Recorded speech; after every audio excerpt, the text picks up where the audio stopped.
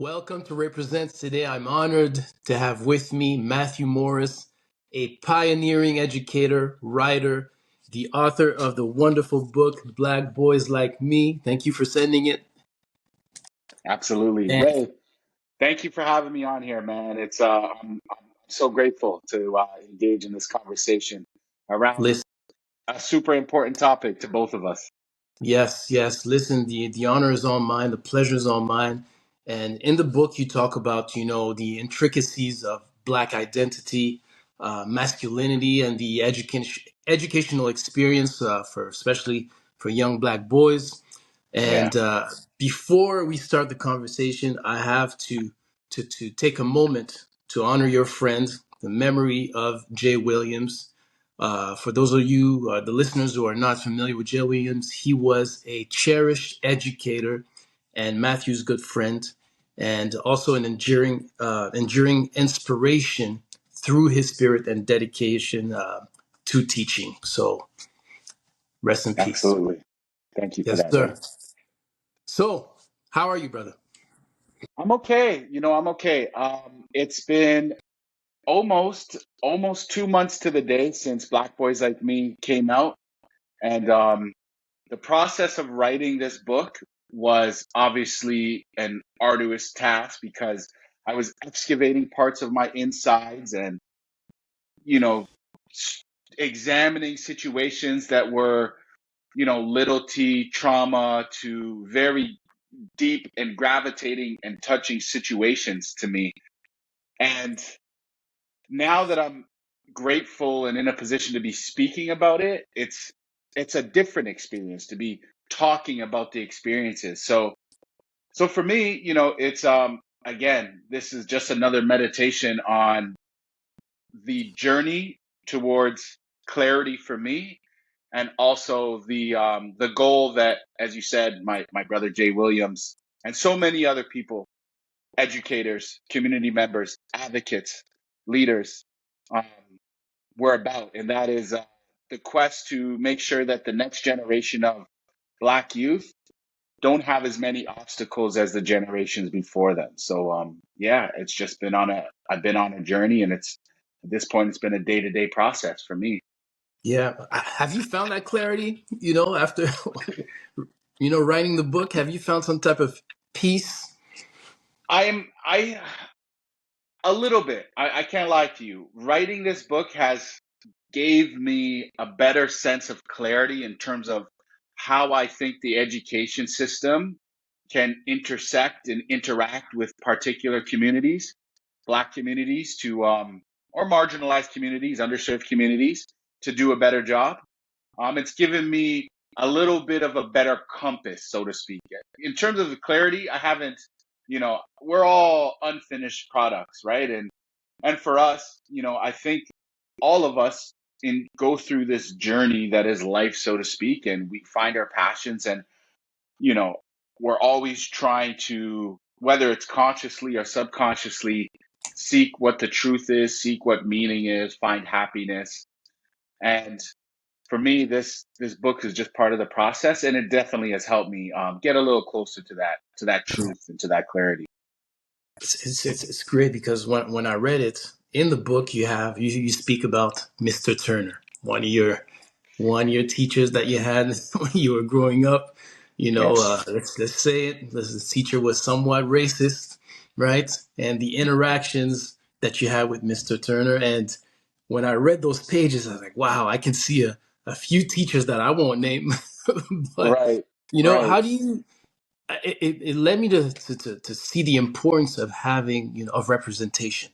yeah. Kids see you, a Black educator, they see themselves.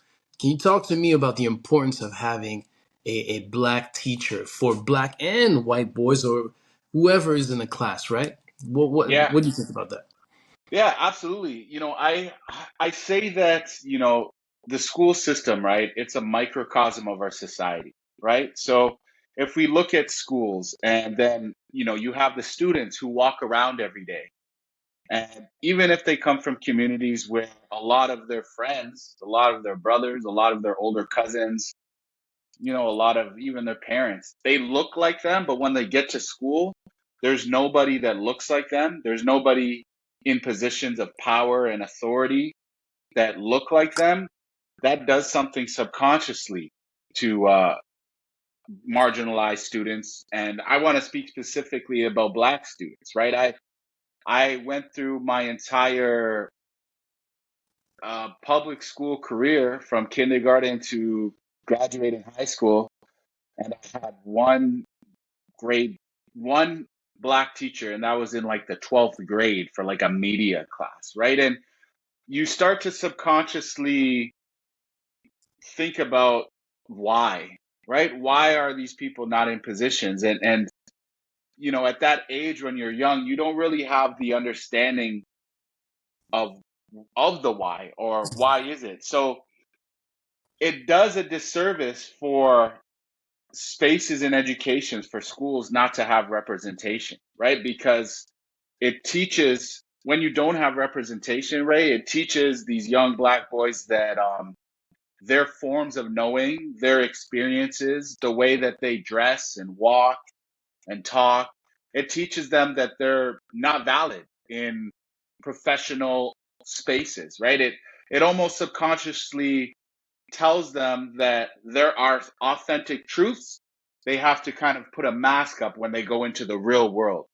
And when you have teachers who look like the aunts and the uncles and talk like the people that they see on television when they're watching their favorite sports after post game interview, or they're listening to their favorite rapper or artist speak, that subconsciously gives them an understanding that it is okay to exist in their authentic truth. Right now, I'm not saying that you have to put on a facade as a teacher and portray a certain particular identity. You need to show up how you show up, right? And that first step is the representation piece that you're talking about, right? Representation, it matters. It is important, but there needs to be a continuum of representation, right? There Mm. needs to be multiple forms of how Black masculinity, so to speak, shows up inside of school classrooms for these young Black boys to see. Have you encountered in your experience as an educator, Yeah. resistance towards your authority as a Black educator? Oof, that's a great question. Passive resistance, yes. Hmm. In terms of almost, that's a great question. It's, as I'm thinking about it, it's almost in the same way. It parallels the experience that I had, and I write about it in the book, as a Black student coming up in high school, where in certain instances I was almost pushed into a certain direction. I was almost expected to be decent at sports, but when I was somewhat decent in academics, I was talked to like I was some type of anomaly. Like it was this subconscious idea of Black exceptionality, of teachers saying, "Oh, Matthew, you did really well on this English. You should be very proud of yourself." But they didn't say that to you know the other students in the class that they just expected to do well, right? And it was the flip side of this, of getting a test back that I did really well, and before getting it handed back, the Mr. Turners would ask me a question or two before they handed it back, because they assumed that I cheated. And this was this uncommunicated ethos that existed, where now that I'm thinking about it from an educator's perspective on the other side of the desk, so to speak, it is somewhat similar in terms of the Black males are expected to take on roles of discipline. They're almost expected to coach all the sports teams. They're expected to handle any high stakes situation in a school that involves some type of racial conflict. So so yeah, I mean, has the education system gotten better? Yes, it has, to a certain extent, but yeah, there are these same challenges that face educators that are similar to the challenges that face Black students. Yeah, it's amazing. I was reading the book, and it's as if I was telling myself, wow, this is exactly how I feel, but I wasn't able to put it in words. And then I'm reading this, And looking at the book, I'm like, hey, this is exactly, Yeah, I yeah. find it was fascinating. It was fascinating. You played Thank you. high level sports in high school. You went to the U.S. and then again you fit into that box. I here's a black athlete, superstar, and you have a Hmm. quote in the book that says, "My body was my investment to my dream," and I thought that was so profound. Can you give me more details about what that was all about? Yeah. Well, first, yeah, I would say I didn't necessarily play high level sports. I was blessed and lucky enough to earn a football scholarship and head down to the U.S. and play in the NCAA. Um, but yeah, that idea of young black boys investing in their body as a vessel for their goals. To me, I wanted to share stories that walked readers along the understanding of how black possibility and black futures, particularly for males, is limited in certain ways, but not explicitly limited. We're not necessarily told that we can't be certain things and we should aspire to be certain things. But these are kind of the whispers that we get from school, from the media when we turn on the television and watch the news, or from the TV shows and the movies that we watch, and we see black masculinity portrayed in certain ways. Whether it's becoming some type of entertainer, or whether it's becoming the athlete, or whether it's unfortunately in certain circumstances um, becoming the criminal, or succumbing to criminality, I would use as a more accurate term. But when it comes to athletics, you know, I I could hear the people on the opposite side saying that, oh yeah, every young boy wants to be a professional athlete. Sure, we could say that, but there's a particular time when that investment and that reality is still pushed on black males and black bodies. Um, so when I say that investing in my body was a particular way of showing me the legitimate of my black future and black potential, and sports is just one of these avenues that we still see to this day where um, black masculinity is legitimized. Yeah. Listen, you spoke about the influence that music had on you, and I can relate. You spoke about Snoop Dogg's album that you purchased in '94, Doggy Yes, Style, and I was really because that was my first album that I officially purchased in yes. 1992 when it came out. And I was like, man, this is a lot of things in common here. Talk to me about the influence that hip hop had for you. Yeah, well, it's funny because when I was really, really young, like I'm talking about 6, 7 years old, where I actually grew up, it's the east end of Toronto, this place called Scarborough. And at that time, to, this place, Scarborough, was like a suburb of Toronto. So, meaning suburb, it was synonymous with the majority of people who lived there were white. So, over time, 1993, 1994, 1995, the demographic changed. It became very much diverse as people started leaving the inner city to head out east and west of this big metropolis. And aligned with this expansion of my community was this expansion of this new culture, hip hop culture, that had kind of started in the 80s and flourished, later on that decade, and then really just hit mainstream status in the early and mid 90s. So this was the first time where, again, I saw models of black manhood that not only I ascribed to, not only did I have a taste for, like the music was compelling, but it's similar to what you're saying as you read my book. And this is what art does, right? When I would listen to Snoop Dogg and Jay-Z and Nas, yeah, their stories were a little bit more hyperbolic and exaggerated than my stories, but I could relate to what they were experiencing and what they wanted. And I aspire to look like them and be like them, whether it was, the gaudy chains or the throwback jerseys and the matching hats with the shoes or whatever the case. It became a culture that burst onto the scene and made me immediately want to belong to it. And in the book, I kind of try to walk the reader down this line of belonging to a culture like hip hop at that time. You want to belong, but then the people on the other side of that culture don't really understand the entire nuance of it. Like, just because I like DMX or Jay-Z or Tupac doesn't mean I ascribe to this thug life persona. It was an aesthetic and a culture that I could relate to, but it was just one part and aspect of my identity. Yeah.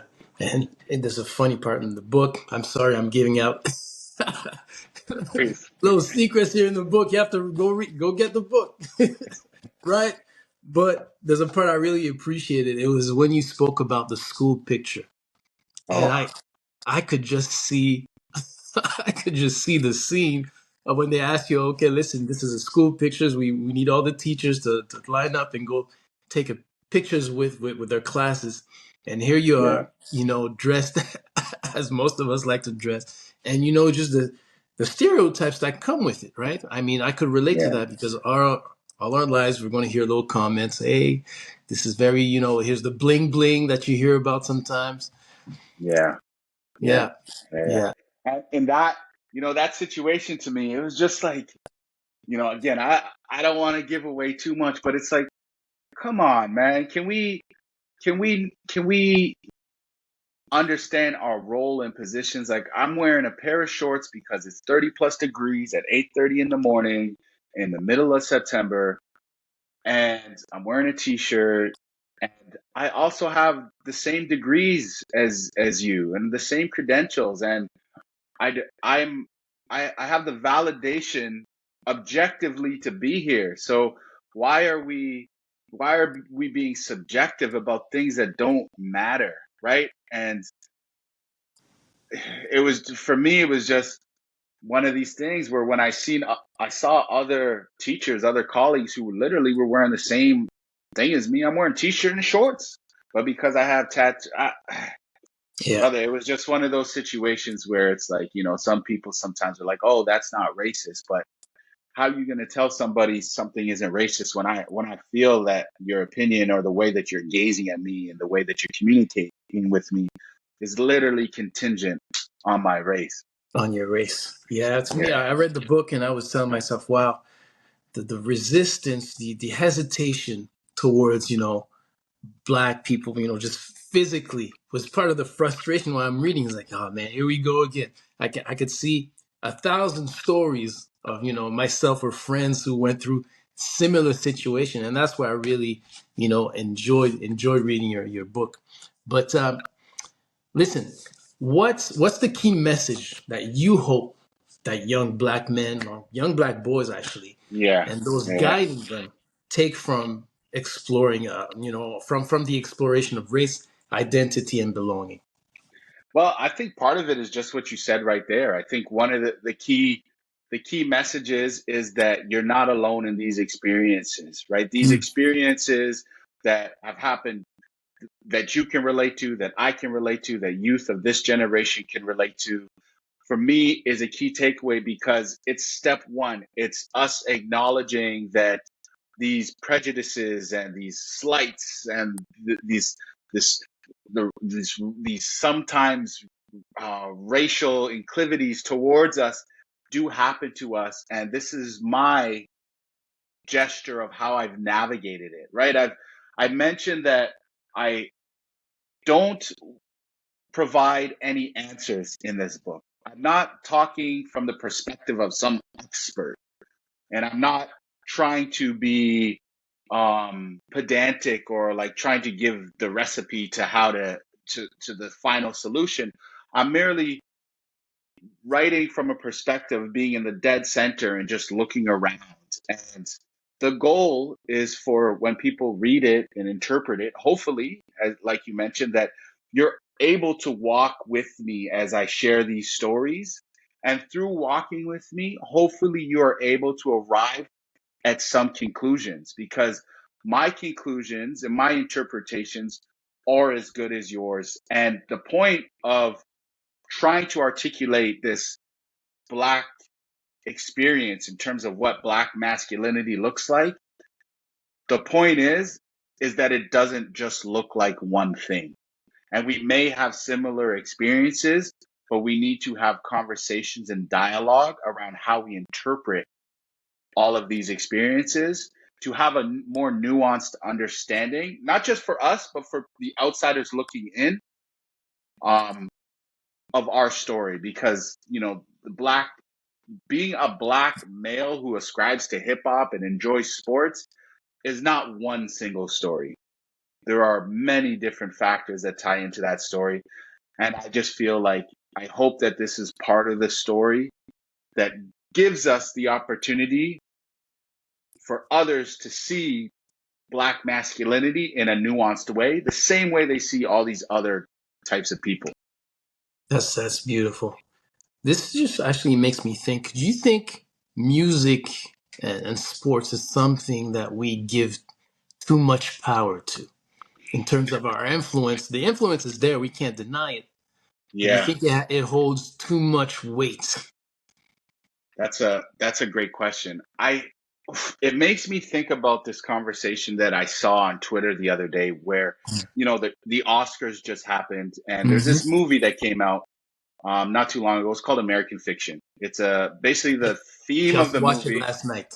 Yeah, I love the movie. I think it's beautiful art, and I think it tells another story of the Black experience, right? So when it relates to music and it relates to sports, while those stories are heavy topics and prevalent in Black life, whether it's in America or Canada, there are other stories. So on one side, I think those stories and I think our relationship with the art of music and the art of athletics is important stories to continue to tell.